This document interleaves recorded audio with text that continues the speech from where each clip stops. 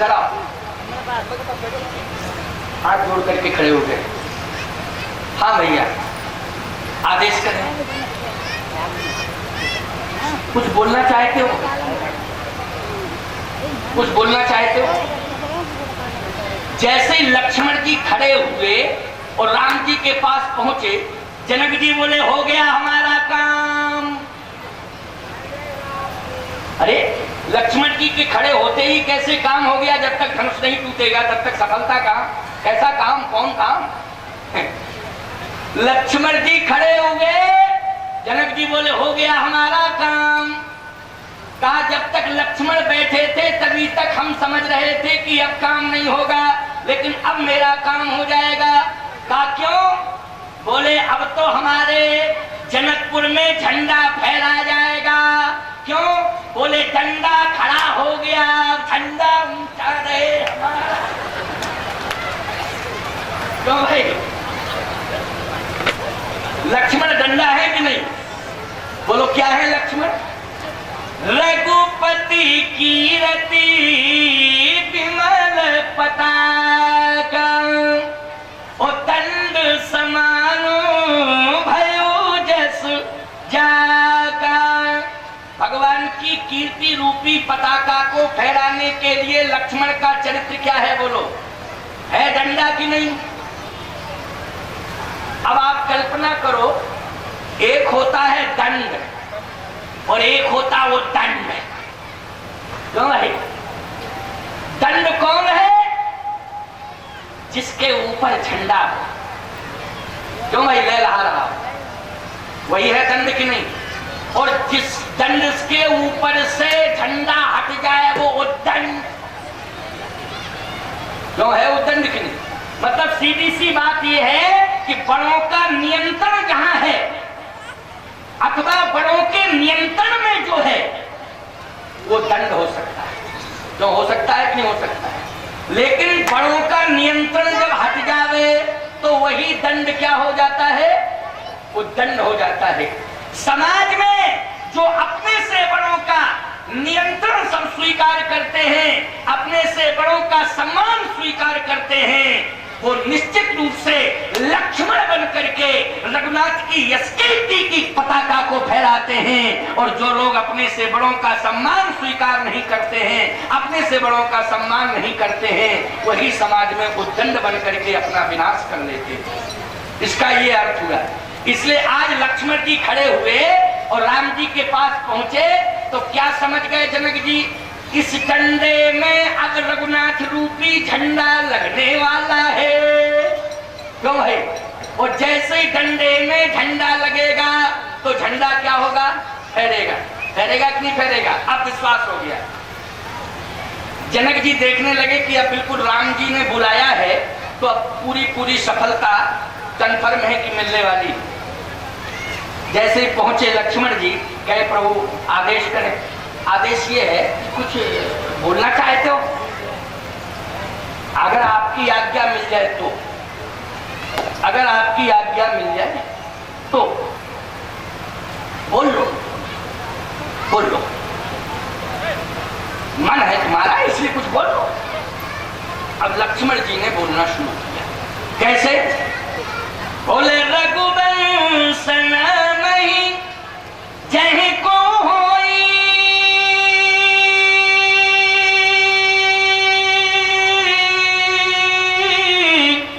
और तही समाज यस कहाई न कोई।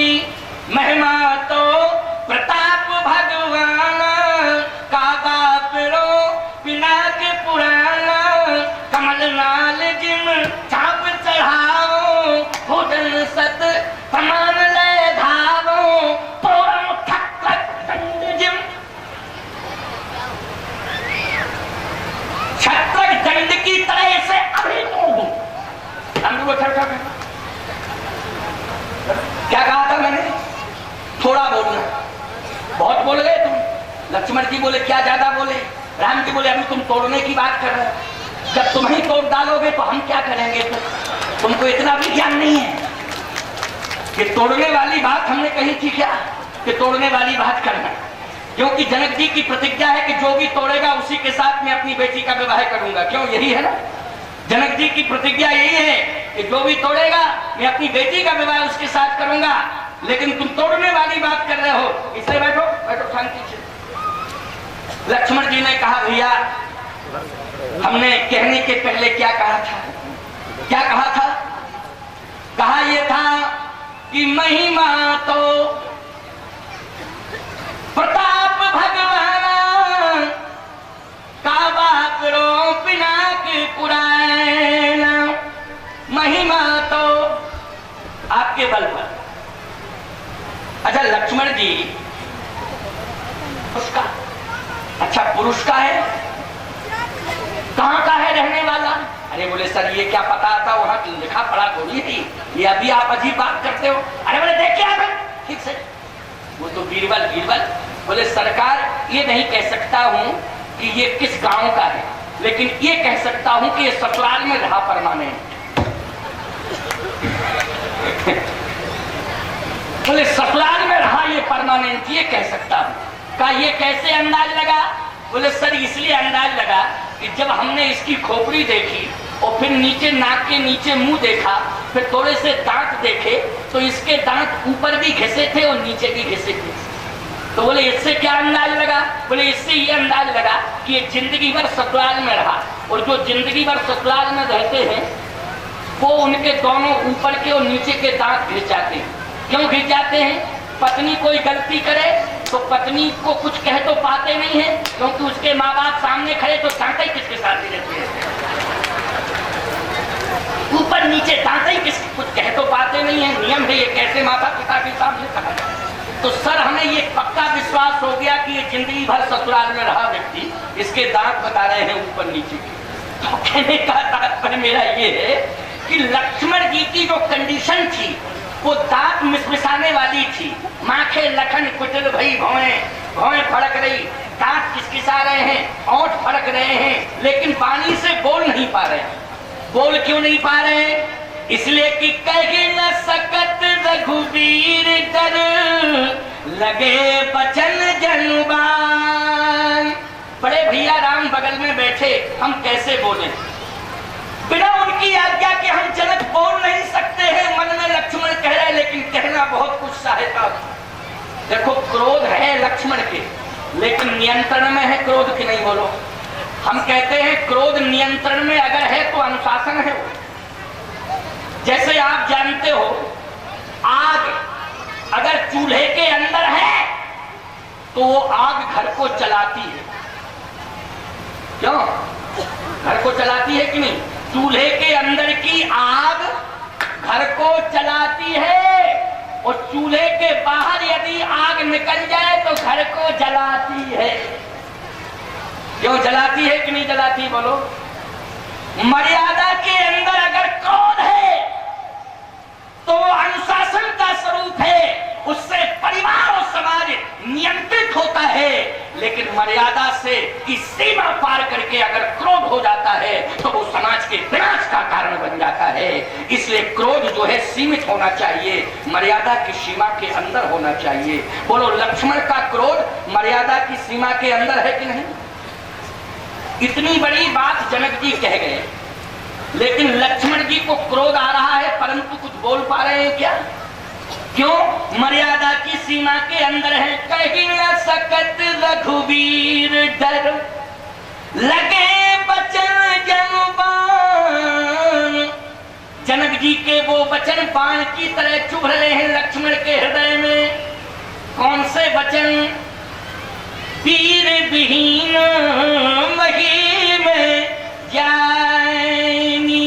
जबकि वहां दो दो वीर बैठे, पुरुष सिंह दो वीर जो है वीर के नहीं, और दो वीरों के बीच में जनक जी कहें वीर विहीन मही में जानी।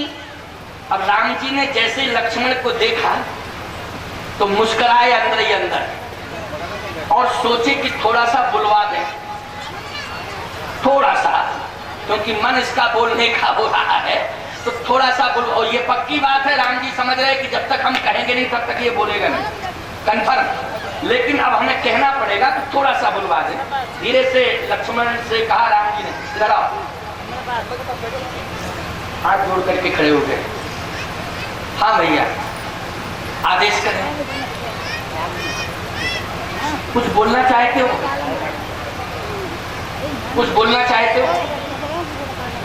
जैसे ही लक्ष्मण जी खड़े हुए और राम जी के पास पहुंचे, जनक जी बोले हो गया हमारा काम। अरे लक्ष्मण जी के खड़े होते ही कैसे काम हो गया? जब तक धनुष नहीं टूटेगा तब तक सफलता काम। कैसा काम? कौन काम? लक्ष्मण जी खड़े हुए, जनक जी बोले हो गया हमारा काम। कहा जब तक लक्ष्मण बैठे थे तभी तक हम समझ रहे थे कि अब काम नहीं होगा, लेकिन अब मेरा काम हो जाएगा। कहा क्यों? बोले अब तो हमारे जनकपुर में झंडा फहरा जाएगा। क्यों? बोले झंडा खड़ा हो गया, झंडा ऊंचा रहे हमारा। क्यों भाई? लक्ष्मण डंडा है कि नहीं? बोलो क्या है लक्ष्मण? रघुपति कीरति विमल पताका, ओ दंड समानो भयो जस जाका। भगवान की कीर्ति रूपी पताका को फहराने के लिए लक्ष्मण का चरित्र क्या है? बोलो, है डंडा कि नहीं? अब आप कल्पना करो, एक होता है दंड और एक होता वो दंड। क्यों भाई? दंड कौन है? जिसके ऊपर झंडा हो। क्यों भाई लहरा रहा? वही है दंड कि नहीं?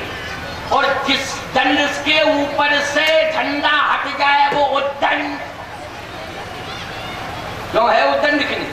मतलब सीधी सी बात यह है कि बड़ों का नियंत्रण जहां है अथवा बड़ों के नियंत्रण में जो है वो दंड हो सकता है।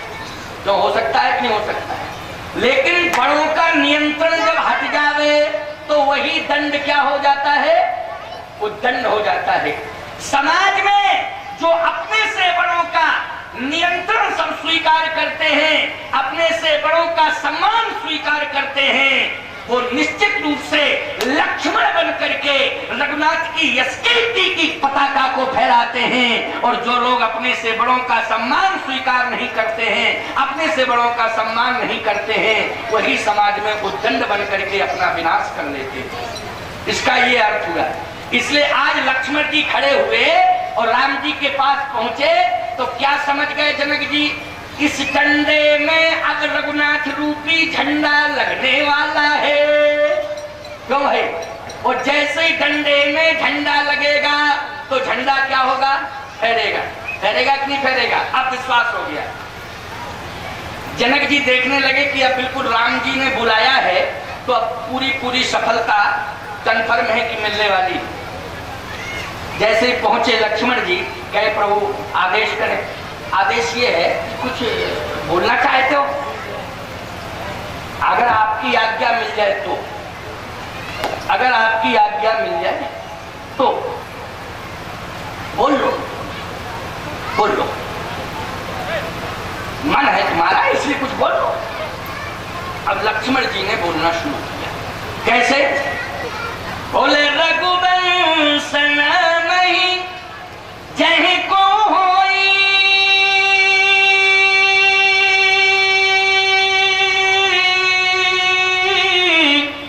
और तही समाज यस कहाई न कोई। महिमा तो प्रताप भगवान का बापरो पिनाक पुराना, कमल नाल जिम चाप चढ़ाओ, भोजन सत समान ले धावो, पोरम ठक्कत दंड जिम। छत्रक दंड की तरह से अभी क्या कहा था मैंने? थोड़ा बोलना। बहुत बोल गए तुम। लक्ष्मण जी बोले क्या ज्यादा बोले? राम जी बोले अभी तुम तोड़ने की बात कर रहे हो, जब तुम ही तोड़ डालोगे तो हम क्या करेंगे? तो तुमको इतना भी ज्ञान नहीं है। कि तोड़ने वाली बात हमने कही थी क्या कि तोड़ने वाली बात करना, क्योंकि जनक जी की प्रतिज्ञा है कि जो भी तोड़ेगा उसी के साथ मैं अपनी बेटी का विवाह करूंगा। क्यों, यही है ना, जनक जी की प्रतिज्ञा यही है कि जो भी तोड़ेगा मैं अपनी बेटी का विवाह उसके साथ करूंगा। लेकिन तुम तोड़ने वाली बात कर रहे हो, इसलिए बैठो बैठो शांति से। लक्ष्मण जी ने कहा भैया हमने कहने के पहले क्या कहा था, क्या कहा था?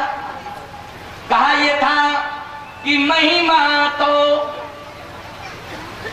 प्रताप भगवान का बाकरो पिनाक पुराना, महिमा तो आपके बल पर। अच्छा लक्ष्मण जी, श्री सुखदेव शरण जी बहुत बढ़िया संत हैं, महान संत, आपकी सभा में आए। आज सभी संत आ रहे हैं ना भगवान राम के विवाह में सम्मिलित होने की, क्यों? ठीक है ना? भगवान राम ने कहा किसके बल पर तुम बोल रहे थे ये बात जो तुमने कही मैं धनुष को तोड़ दूंगा।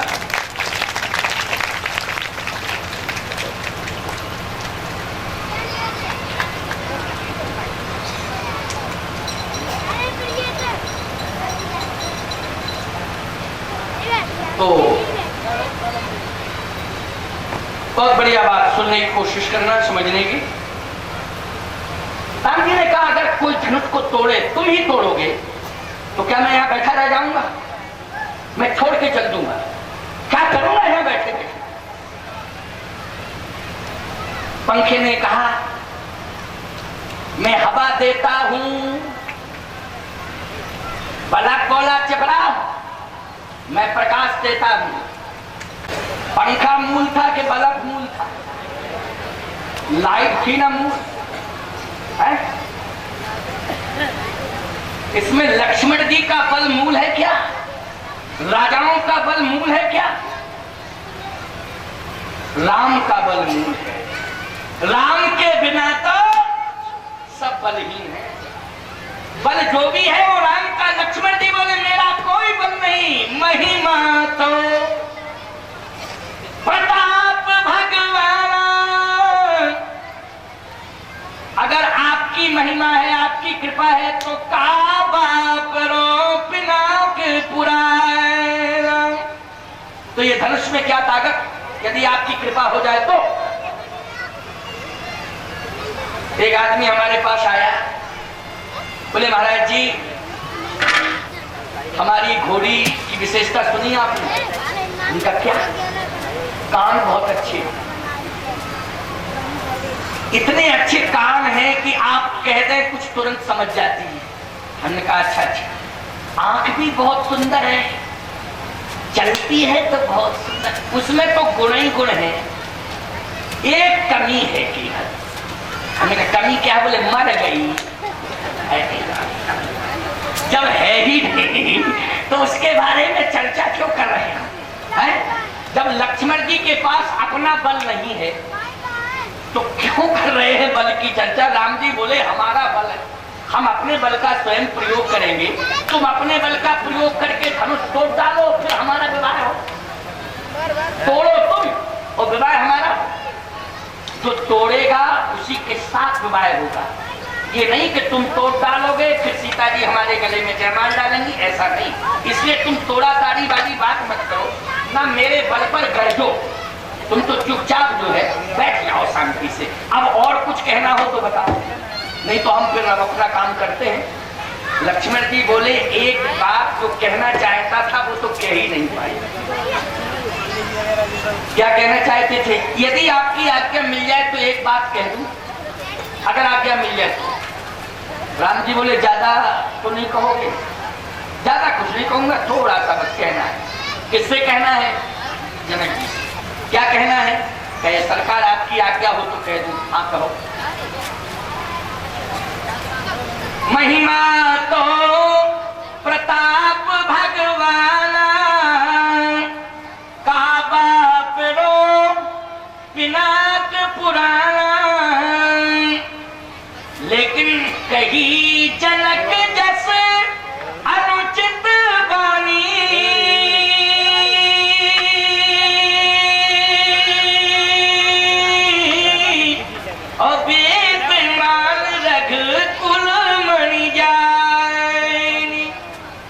जनक ने अनुचित वाणी का प्रयोग किया, इसलिए मैंने बर्दाश्त नहीं किया। लक्ष्मण जी बोले मुझे भी तो बुरा लग जाना चाहिए था। जनक ने कुछ कहा, तुम्हें ही बुरा क्यों लगा? जनक ने कहा है तो जिस स्थान पर मैं बैठा उसी पर तुम बैठे, और जनक ने कहा भी है तो तुम्हारी तरफ इशारा करके कहा तो बगल में ही तो मैं बैठा हूं।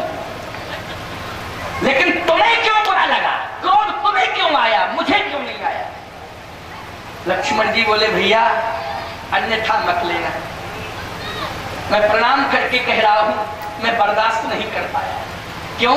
इसलिए कि विद्यमान रघ कुल मणि जाएनी। आप मणि है और मैं फणी हूं। जब मणि के ऊपर चोट आएगी तो फणी नहीं बोलेगा, उस समय कौन बोलेगा? इसलिए फणी ही तो